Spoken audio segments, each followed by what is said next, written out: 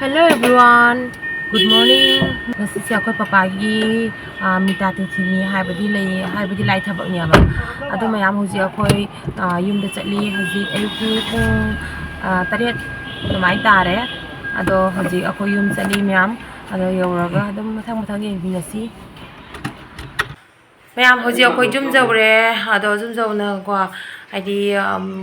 phi angoba ka kang du budi ko na hora ngak le in gya bane. Ado haji yum yona khoi mama hoi mandop ta loin chena khare ba ado khoi ngasi lai thabak to do si myam yum da nati mandop ta ne adum tawrani mandop ta ne sumarang kai na mafam ju chaw boni ne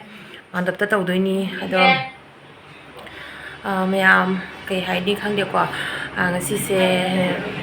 im haidi imon se ke tang nung shi ba mai taw ri ngasi gi numit che haidi mo khoi papa da ning hang ya ba ne aduni myam do ai myam da papa gi photo du seng han jarake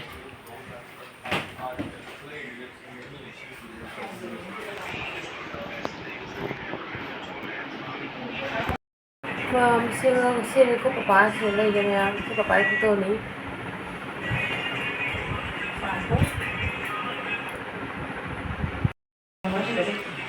Mayam mana chahi kaya phara papa lagi ji se 17 da lechi 17 da 2017 da chahi tarung phara ko chahi yam chahi ai je kamai chahi no chahi ba khangau de bo chahi taret dumaina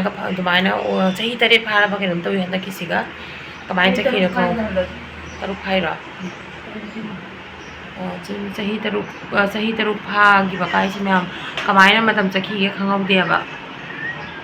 ngarang nahan to ma na khan le ba ko akhoi papa na nei gi de se ado chahi taruk pha jalam ne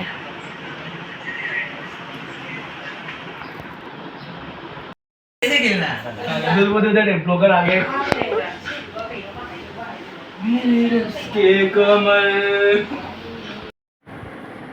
asiga mayam akhoi mamaga doncha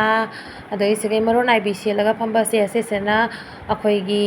nene haidi akhoi gi inaw nupi gi mani bu niaba ado moina pochei mayam purakpado mayam siga jumlai da su khara ne moi purakpa sing du gai khara khaido ga khara katleba aduga gidi atai singdo sum jauna leiri sangdoktri do moi ajek cha thaknari lakpa ha koireaba aduga ngahak leiraga mandop chatro bani aduga gi sigana mayam se phajum se laga phami se asi sena ne akoi mamo haibadi koi inaw nupi gi makubu ne abane ado ni bando mamo ga nene ga sula ini mayam akhoi hoji mandap da thong na ba tawrage mayam akhoi nene oi don chaw mayam rak ko do moi se mandap da chakhare ba do khoi hoji chalage mandap da moi ahan sing su dum lak na ba hore ha ba adudi mayam ai mandop yo raga mayam yenge ko kai ke yeng han bangam ba haidi mayam tin bani na ko video lo ba ya ba mating tek adum lo jage thong jalame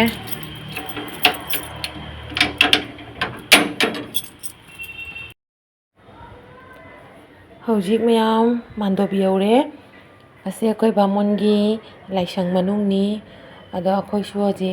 lai khorame laga adoga gidi wari libe su hogalame aba adoga gi mayam ji wari liba lai buk janba adoga gidi aragi tawba loidana hoji chak thare ise kauma aduga ahan singi lairuk su thina gare angang singna mayam hojik se nungthin oire ba ko mari makhai mo tare akhoi gi thabak kai gang do loi loirak padane sumaina du gai lakpa mi sing su loi hana gare ba aduga hojik se mayam akhoi sibara chakein tawri ba ne akhoi dum ina moi dane ngatang chatlu ge na tawri ado mayam hojik sibara chatke sibadagi halaga aduga akhoi yumda handoi ne ba do hojik khoi chatke na tawri mayam akhoi ina moi da chatli hojik habadi akhoi nupagi machi aigi ni na mathoedana ado ngasai mayam ai mandop tane hansing mayam isai sakna khona arati tobodo adu du su mayam da enghaning mani aba share tawjaning mani ado video lobodo kitang khutong chaja haudre aduna ai enghanba ngamjadre ado mayam ngasigi oina video se matang sida loisinjarage mathangi video dom fangnarasi ngasigi oina bye bye